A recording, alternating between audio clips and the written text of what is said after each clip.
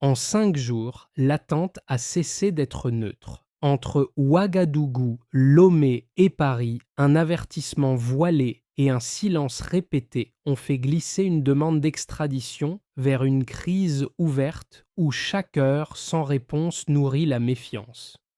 Jusqu'où Ibrahim Traoré peut-il défendre la souveraineté sans offrir le faux pas que d'autres espèrent? Dans le Sahel, le calme n'est souvent qu'un voile. Ce qui se joue ici dépasse un simple dossier d'extradition ou une querelle bilatérale. Il s'agit d'un test de souveraineté dans un espace sahélien où chaque décision locale peut déclencher des effets régionaux, voire internationaux. Pour le Burkina Faso, l'enjeu immédiat est clair: obtenir justice sans transformer une procédure judiciaire en prétexte d'ingérence sécuritaire. Pour le Togo, le silence devient un exercice d'équilibrisme entre prudence diplomatique, calcul stratégique et pression extérieure difficiles à ignorer. À Paris, les rappels aux accords militaires introduisent une autre couche de risque, celle d'un conflit requalifié, non plus politique ou judiciaire, mais sécuritaire. Dans ce contexte, la marge d'erreur se réduit à presque rien. Un mot de trop, un geste mal interprété et la crise change de nature. Pour comprendre les choix d'Ibrahim Traoré, il faut donc suivre non seulement les faits visibles, mais aussi les signaux faibles, le tempo, les silences et ce qu'ils cherchent à provoquer ou à éviter. C'est là que se niche l'enjeu réel pour la région et pour ceux qui y vivent. La révélation clé tient en deux éléments qui se croisent. Des messages interceptés et un flux financier précis ont relié des officiers en exil à une cellule dormante à Ouagadougou, dessinant une architecture de déstabilisation plus large que prévu.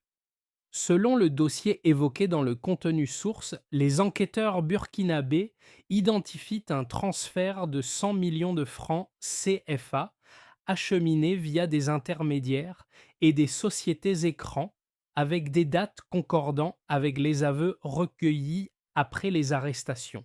Ce chiffre agit comme un pivot. Il transforme une rumeur politique en preuve opérationnelle. Le contexte est celui d'un pays qui pensait avoir repris son souffle. Après l'échec sanglant d'un complot récent, les réseaux hostiles semblaient désorganisés et la sécurité consolidée. Mais ce détail financier, presque anodin en apparence, révèle que Paul-Henri Damiba n'est pas un fugitif isolé, mais un maillon d'une chaîne régionale active. C'est à ce moment précis qu'Ibrahim Traoré convoque un conseil restreint. La question n'était plus seulement de localiser un homme, mais d'évaluer le risque d'une réaction en chaîne. Exiger publiquement l'extradition, c'est aussi exposer l'existence d'une opération de contre-espionnage menée depuis des mois, où chaque déplacement et chaque mot ont été observés. Dans le même temps, le silence du Togo prend une autre signification. Il n'est plus perçu comme une hésitation administrative, mais comme une variable stratégique, scrutée par les chancelleries et amplifiée par les avertissements français. À partir de là, la crise change d'échelle. Elle quitte le terrain judiciaire pour entrer dans celui de la souveraineté régionale. Pour mesurer la portée de cette crise, il faut quitter un instant les communiqués et descendre d'un cran, là où les décisions commencent à produire des effets concrets. À Ouagadougou, dans les couloirs de la présidence, les journées s'étirent dans une atmosphère lourde, rythmée par les rapports des services de renseignement et les allées et venues d'officiers en silence. Depuis la nuit de l'attentat manqué, le rythme a changé. La vigilance est devenue permanente, presque mécanique. Ibrahim Traoré apparaît ici moins comme une figure symbolique que comme un point de convergence. Face à lui, les chiffres reviennent sans cesse, mais aussi les visages. Ceux des 19 officiers visés par le complot, placés sous protection renforcée, et dont les familles attendent des réponses plus que des déclarations. Dans les casernes, les soldats poursuivent l'entraînement, conscients que chaque rumeur diplomatique peut retarder une victoire sur le terrain. Un premier impact se fait sentir dans la rue. Les marchés fonctionnent, mais la tension affleure dans les conversations. Les femmes prient pour que la guerre ne revienne pas, tandis que des jeunes volontaires s'exercent sous le soleil, drapeau national et alliance sahélienne côte à côte. La consigne qui circule est simple: patience, dignité, vigilance. À ce stade, la crise n'a pas encore explosé, mais elle pèse déjà. Et pour beaucoup, une question s'impose, discrète mais persistante. Combien de temps ce fragile équilibre peut-il tenir? Tout s'accélère un jeudi matin sans qu'aucun coup de feu ne soit tiré. À 8 heures, le ministère des Affaires étrangères du Burkina Faso publie un communiqué exigeant l'extradition immédiate de Paul-Henri Damiba. Le ton est ferme, le vocabulaire mesuré, mais le message est sans ambiguïté. Le dossier sort de l'ombre. 30 minutes plus tard, Lomé ne répond pas. Ce silence initial, bref mais visible, agit comme un déclencheur. À midi, les médias sahéliens relaient l'information. La demande d'extradition devient un sujet régional, commenté, interprété, amplifié. À Ouagadougou, Ibrahim Traoré réunit son état-major. Les cartes sont étalées sur la table. Axe frontalier, point de passage, dépôt d'armes. Chaque option est évoquée, puis aussitôt encadrée par une consigne récurrente: éviter le piège. La montée en tension ne vient pas d'une action, mais d'une superposition de signaux. À Paris, des conseillers réactivent discrètement les clauses de défense signées avec Lomé et Abidjan. Un simple rappel suffit. Toute intervention non autorisée sur le territoire togolais serait considérée comme hostile. En une phrase, un contentieux judiciaire est requalifié en enjeu sécuritaire potentiel.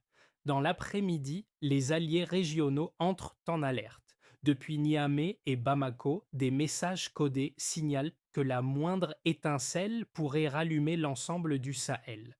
Dans les casernes burkinabées, les soldats attendent, disciplinés, le visage fermé. À la radio nationale, des chants patriotiques remplacent les programmes habituels, comme pour fixer un cap émotionnel. Les répliques se manifestent d'abord dans la société. Sur les réseaux sociaux, des milliers de messages de soutien affluent. Le mot d'ordre est simple: justice pour les officiers visés, dignité pour l'État. Dans la nuit, une coupure d'électricité touche brièvement le centre de la capitale. Certains y voient un sabotage, d'autres une panne banale, mais personne ne dort vraiment. Au petit matin, le ciel semble plus bas. Les rumeurs circulent, les interprétations se multiplient. Trois chiffres reviennent sans cesse dans les conversations: 40 tentatives d'assassinat recensées contre Ibrahim Traoré depuis son arrivée au pouvoir, 19 officiers ciblés dans le complot récent, 100 millions de francs CFA identifiés dans les transferts financiers. Ces nombres structurent désormais le récit collectif. Face à cette pression, le choix officiel est celui de la retenue stratégique. Épuiser toutes les voies diplomatiques sans reculer sur le fond. Maintenir la pression sans franchir la ligne. Dans les mots du pouvoir, la patience devient un instrument, presque une arme. Mais cette phase de réplique laisse une question en suspens. À force de contenir la montée, jusqu'où peut-on absorber la tension sans qu'elle ne se transforme en rupture? Le point de départ chiffré est relativement stable. Avant la révélation du dossier Damiba, le Burkina Faso estimait avoir neutralisé l'essentiel des réseaux hostiles internes après l'échec du dernier complot majeur. La sécurité des sites sensibles avait été renforcée, les communications militaires resserrées et la pression opérationnelle jugée sous contrôle. C'était le point de départ, une menace persistante mais contenue. Le basculement intervient avec un chiffre précis, traçable, difficilement contestable. Les enquêteurs identifient un transfert de 100 millions de francs CFA répartis via des sociétés écrans et des intermédiaires itinérants, avec des dates correspondant aux aveux recueillis après les arrestations à Bobo Dioulasso. Ce montant n'est pas présenté comme isolé, mais comme un nœud logistique reliant plusieurs acteurs. Il fait passer la menace d'un registre politique à un registre opérationnel. Un second indicateur renforce ce déplacement. Le rapport de contre-espionnage évoque 19 officiers inscrits sur une liste d'élimination planifiée pour une même nuit. L'objectif décrit est clair: paralyser simultanément la tête et le cœur de l'appareil militaire. Ce nombre donne une mesure de l'ampleur recherchée et du niveau de coordination impliqué. Il ne s'agit plus d'une tentative ponctuelle, mais d'une stratégie de choc. Le troisième repère chiffré agit comme un révélateur de durée. Depuis son arrivée au pouvoir, Ibrahim Traoré a fait face à 40 tentatives d'assassinat recensées par les services de sécurité. Pris isolément, ce chiffre peut sembler abstrait. Mis en perspective, il traduit la persistance d'un réseau souterrain capable de se reconfigurer malgré les échecs répétés. La menace n'est pas nouvelle, mais elle se renouvelle. On peut lire: le basculement se lit donc ainsi. Avant, une instabilité interne surveillée. Après, la démonstration d'une orchestration régionale appuyée par des flux financiers, des canaux cryptés et des relais en exil. Ce déplacement modifie la nature du risque. Agir trop vite expose à une escalade internationale. Attendre trop longtemps alimente la défiance interne. C'est dans cet intervalle que se situe le calcul stratégique. Chaque chiffre devient un argument, chaque donnée une pièce du dossier diplomatique. Pour Ibrahim Traoré, l'enjeu n'est pas d'additionner les preuves, mais de choisir quand et comment les faire peser.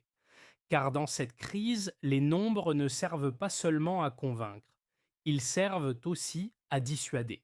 Deux lignes de raisonnement structurent désormais le débat au sein de l'armée comme dans l'opinion sahélienne. La première est directe, presque intuitive. Elle considère que chaque jour sans action prolonge l'humiliation et accroît le risque. Si le Togo abrite Paul-Henri Damiba, alors l'État burkinabé devrait aller le chercher par la force si nécessaire, comme cela a déjà été fait contre des groupes armés au-delà des frontières. Pour ses partisans, l'histoire récente est un clair. L'attente a souvent coûté plus cher que l'initiative. Cette position s'appuie sur un argument de crédibilité. Ne pas agir serait interprété comme une faiblesse. Dans un environnement où les tentatives de déstabilisation se répètent, laisser passer une telle affaire créerait un précédent dangereux. Selon cette logique, une action rapide, même risquée, aurait le mérite de refermer le dossier et de restaurer un rapport de force clair. L'honneur national, dans ce cadre, ne se négocie pas. La seconde ligne est plus silencieuse, mais tout aussi structurée. Elle part du principe que le véritable danger ne réside pas dans Damiba lui-même, mais dans le piège qu'une intervention pourrait déclencher. Les accords de défense rappelés par Paris ne sont pas perçus comme des paroles en l'air. Une incursion, même limitée, pourrait être juridiquement requalifiée en agression, ouvrant la voie à une implication extérieure plus large. Dans ce scénario, la victoire tactique deviendrait une défaite stratégique. Les défenseurs de cette approche avancent un autre critère de succès. Il ne s'agit pas seulement de capturer un homme, mais de démontrer que le Sahel peut faire respecter sa souveraineté sans retomber dans le chaos qu'on lui promet. La patience n'est pas une inertie, mais une méthode. Faire monter la pression diplomatique, accumuler les preuves, exposer les mécanismes jusqu'à rendre toute obstruction politiquement coûteuse. La lenteur devient alors un outil. Entre ces deux pôles, Ibrahim Traoré avance sur une ligne étroite. Il comprend la colère des premiers, mais il voit aussi la logique des seconds. Son calcul repose sur une idée simple: provoquer l'erreur de l'adversaire, pas la sienne. Maintenir la menace crédible sans offrir de prétexte. Dans cette optique, la retenue n'efface pas la force, elle la diffère. Ce débat n'oppose donc pas le courage à la prudence. Il oppose deux définitions du risque. Et c'est cette tension, plus que toute déclaration publique, qui façonne désormais la suite de la crise. On comprend alors une chose essentielle. Le silence était coordonné, pas subi. Cette phrase résume le basculement qui s'opère lorsque certaines informations internes commencent à circuler. Un rapport de la gendarmerie évoqué dans le contenu source indique que des conseillers togolais auraient rencontré un émissaire français quelques jours avant l'absence de réponse officielle de Lomé. L'enjeu n'est pas la preuve judiciaire définitive, mais le signal politique. La temporisation n'est plus neutre, elle devient une instruction.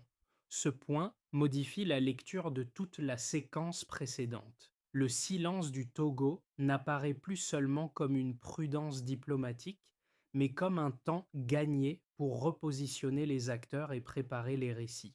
À Ouagadougou, cette information agit comme un révélateur. Elle confirme que la crise ne se joue pas uniquement entre deux capitales voisines, mais dans un triangle de décisions imbriquées. Pour Ibrahim Traoré, cette révélation impose un ajustement. La retenue ne peut plus être seulement défensive, elle doit devenir visible, documentée, presque pédagogique, montrée, nommée, exposée, sans tomber dans la surenchère. Le silence change alors de fonction. Il n'est plus une attente, mais un levier. Ce moment marque le milieu exact du récit. Avant, la question était de savoir s'il fallait agir. Après, elle devient comment retourner le temps d'attente contre ceux qui l'ont organisé. La crise ne disparaît pas, mais son centre de gravité se déplace. Dès lors, chaque jour sans réponse cesse d'affaiblir Ouagadougou. Il commence à peser ailleurs. Et c'est ce déplacement discret qui prépare les conséquences les plus tangibles.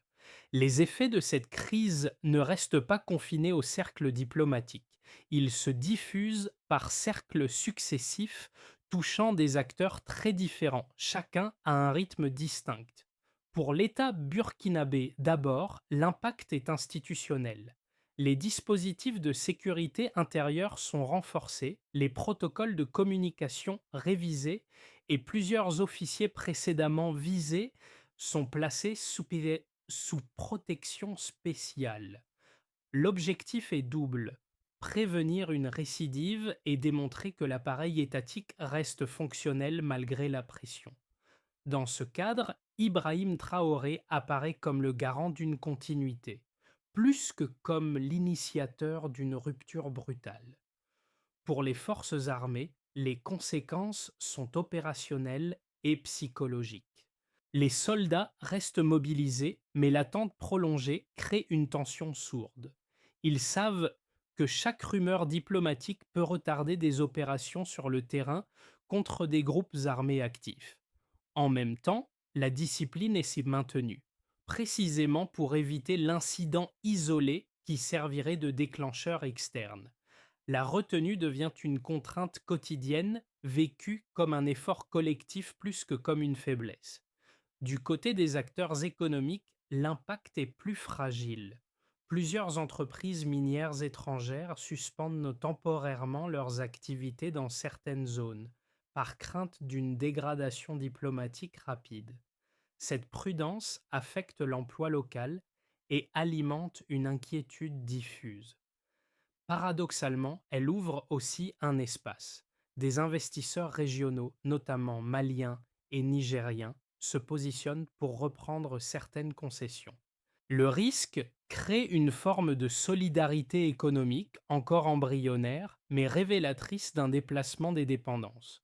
Pour les citoyens, enfin, la crise se vit sur un registre émotionnel mêlé. La peur est présente, mais elle cohabite avec une fierté affirmée. À Ouagadougou, des veillées de soutien s'organisent. Des messages circulent appelant au calme et à la dignité.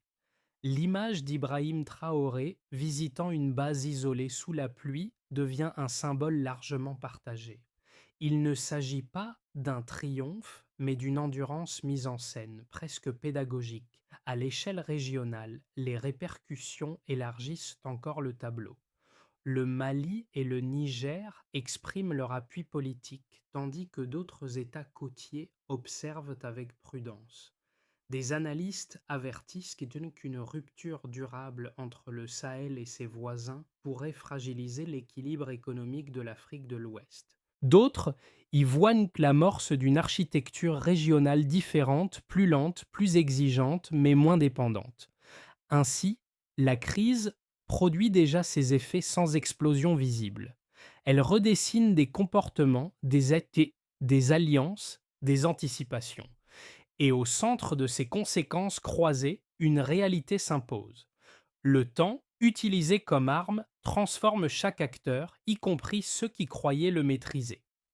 Dans le scénario de base, la crise s'installe dans une durée maîtrisée. Les négociations diplomatiques se prolongent sans avancée spectaculaire. Le Togo maintient une neutralité prudente, la France conserve un rôle d'observateur vigilant et le Burkina Faso consolide progressivement ses alliances sahéliennes. Le dossier d'Amiba s'enlise dans des procédures juridiques, mais la stabilité interne reste préservée. C'est une forme de guerre froide régionale où chaque mot pèse plus qu'un mouvement de troupes. Le scénario optimiste repose sur une inflexion politique. Sous la pression de l'opinion publique et des partenaires de l'Alliance du Sahel, Lomé finit par coopérer. L'extradition a lieu, suivie d'un procès public. Ce moment devient un acte de souveraineté collective plus qu'une simple victoire judiciaire. La diplomatie régionale en sortirait renforcée et les marges d'intervention extérieure se réduiraient mécaniquement. Dans ce cadre, la crise servirait de précédent structurant. Le scénario pessimiste, enfin, tient à peu de choses. Un incident frontalier mal interprété, un tir perdu, un drone identifié trop tard. La situation bascule alors d'un contentieux diplomatique vers une confrontation ouverte.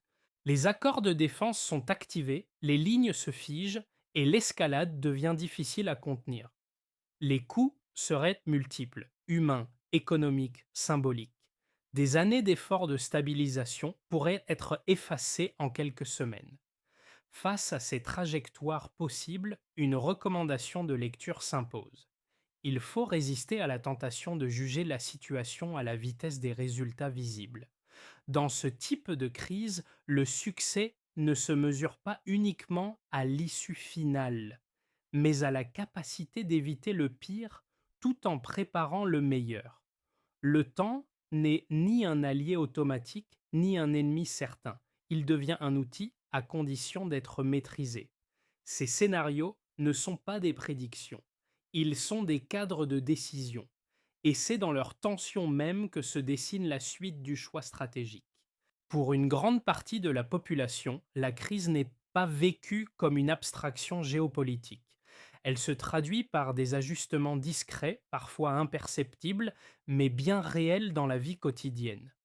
À Ouagadougou, comme dans d'autres villes, les marchés rouvrent chaque matin avec une prudence accrue. Les commerçants parlent à voix plus basse, évoquent les nouvelles de la veille, puis reprennent leurs gestes habituels. La continuité devient une forme de résistance silencieuse. Pour les familles de militaires, l'impact est plus direct. L'incertitude pèse sur les rythmes de vie, sur les permissions reportées, sur les nuits plus courtes. Les proches des officiers placés sous protection spéciale vivent avec une vigilance constante, partagée entre fierté et inquiétude. Ils ne demandent pas des discours, mais des garanties de sécurité et de justice. Dans ce contexte, chaque jour sans incident est perçu comme une petite victoire. Chez les jeunes, la crise agit autrement. Elle nourrit des discussions sur l'avenir, sur la place du pays dans la région, sur le sens même de la souveraineté. Certains expriment une impatience vive, d'autres une volonté de comprendre avant de juger. Les réseaux sociaux amplifient ces débats, mais servent aussi de soupape émotionnelle. On y partage des messages de soutien, des appels au calme, parfois des doutes assumés. Dans les zones rurales, l'effet est plus diffus, mais non absent.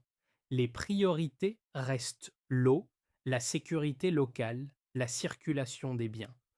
Toute perturbation diplomatique est observée à travers ce prisme concret.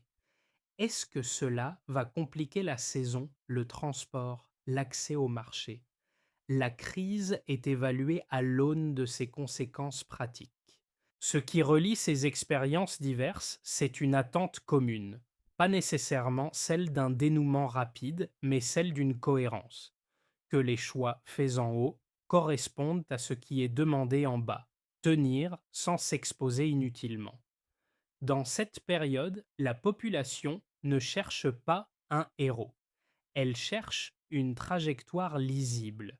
C'est cette attente, souvent silencieuse, qui pèse autant que les pressions extérieures. Et c'est elle qui donne à la gestion du temps une dimension profondément humaine. La sortie de crise esquissée par les autorités burkinabées repose sur une logique en plusieurs temps, plus cumulative que spectaculaire. La première étape est diplomatique. Multiplier les canaux officiels et indirects pour forcer une réponse claire de Lomé, réduire les zones grises et transformer chaque échange écrit en élément de dossier. Dans ce cadre, le silence n'est plus subi, il est archivé, comparé, interprété. La deuxième étape concerne la transparence maîtrisée. Il ne s'agit pas de livrer toutes les informations d'un bloc, ni d'alimenter une surenchère médiatique. L'approche consiste plutôt à publier progressivement des éléments vérifiables, montrant la cohérence du récit sans provoquer l'escalade. Pour Ibrahim Traoré, cette exposition graduelle vise à déplacer le coût politique de l'inaction vers ceux qui la prolongent. La vérité devient un outil de pression, pas un cri. La troisième étape touche à la souveraineté opérationnelle. Renforcer la coopération militaire au sein de l'Alliance du Sahel, mutualiser le renseignement, améliorer la formation conjointe et réduire les dépendances logistiques extérieures. Ce travail est lent, souvent invisible, mais il conditionne la crédibilité de toute posture future. Sans cette base, la diplomatie resterait vulnérable. La quatrième étape est civique. Encourager une mobilisation calme des citoyens, fondée sur l'information et non sur l'émotion brute. Documenter les ingérences, protéger les symboles nationaux, éviter les débordements. Une vigilance instruite vaut mieux qu'une colère incontrôlée, rappellent les discours officiels. Enfin, une dernière dimension s'impose, l'unité narrative. Parler d'une seule voix à l'échelle sahélienne, coordonner les messages, éviter les dissonances publiques. Dans une crise où chaque mot peut être instrumentalisé, la cohérence devient une défense en soi. Cette ligne d'action ne promet ni victoire rapide ni soulagement immédiat. Elle propose autre chose, une manière de tenir dans la durée sans se renier. Et c'est peut-être là que se joue l'essentiel de l'épreuve. La scène revient souvent dans les récits qui circulent à Ouagadougou. Une cour poussiéreuse, des jeunes volontaires alignés sous un ciel lourd, répétant les mêmes gestes pendant que la pluie menace sans tomber. Ce motif, discret mais persistant, résume mieux que de longs discours l'état du pays. On ne célèbre pas une victoire, on s'entraîne pour durer. Ibrahim Traoré apparaît alors moins comme un chef de rupture que comme un point d'ancrage. Sa présence décrite dans les bases militaires ou lors de visites sobres ne promet pas des lendemains faciles. Elle rappelle plutôt une continuité, tenir même quand l'issue reste incertaine. Dans cette crise, le symbole n'est pas le geste spectaculaire, mais la répétition patiente des mêmes engagements, le rappel des officiers protégés, des familles qui attendent, des soldats qui veillent, renvoie à une responsabilité partagée. La souveraineté n'est pas une proclamation isolée. Elle se construit dans la durée à travers des choix parfois frustrants, souvent invisibles. Chaque journée sans dérapage devient une preuve silencieuse que la retenue peut aussi être une forme de courage. Ce retour aux images du quotidien ferme la boucle ouverte plus tôt. Le silence, jadis perçu comme faiblesse, se transforme en discipline collective. Il contient la peur, mais aussi une détermination nouvelle. Dans le Sahel, survivre politiquement n'est pas toujours avancer vite. C'est parfois refuser de céder à la précipitation. Au terme de cette séquence, une idée s'impose, simple et lourde. La véritable force ne se mesure pas seulement à l'instant décisif, mais à la capacité de rester debout quand la pression s'installe. C'est là que se joue la trace laissée par cette période. La crise décrite ici ne se referme pas avec une signature ou une arrestation. Elle laisse une question plus large qui dépasse le Burkina Faso et même le Sahel. Comment une génération d'États peut-elle défendre sa souveraineté dans un monde où chaque procédure juridique, chaque silence diplomatique peut être requalifié en menace sécuritaire? La réponse ne tient pas dans un slogan, mais dans une série de choix répétés, souvent discrets. Ce que montre cette séquence, c'est que le pouvoir ne s'exerce pas seulement par l'action visible. Il se manifeste aussi par la capacité à fixer le rythme, à refuser les accélérations imposées de l'extérieur. Dans ce cadre, la figure d'Ibrahim Traoré agit comme un miroir. Non pas celui d'un homme providentiel, mais celui d'un continent qui expérimente, parfois à ses dépens, une autre manière de tenir. Pour les observateurs, pour les citoyens, pour ceux qui regardent de loin, l'enjeu n'est pas de choisir un camp émotionnel. Il est de comprendre les mécanismes à l'œuvre, les coûts réels des décisions rapides comme de l'attente prolongée. Car ces dynamiques ne sont pas propres au Sahel. Elles traversent aujourd'hui de nombreuses régions du monde. La question finale reste donc ouverte volontairement. Jusqu'où une société est-elle prête à aller pour éviter la guerre sans renoncer à sa dignité? Et surtout, combien de temps le silence peut-il rester une force avant de devenir un fardeau? C'est à partir de cette interrogation que le dialogue mérite de se poursuivre.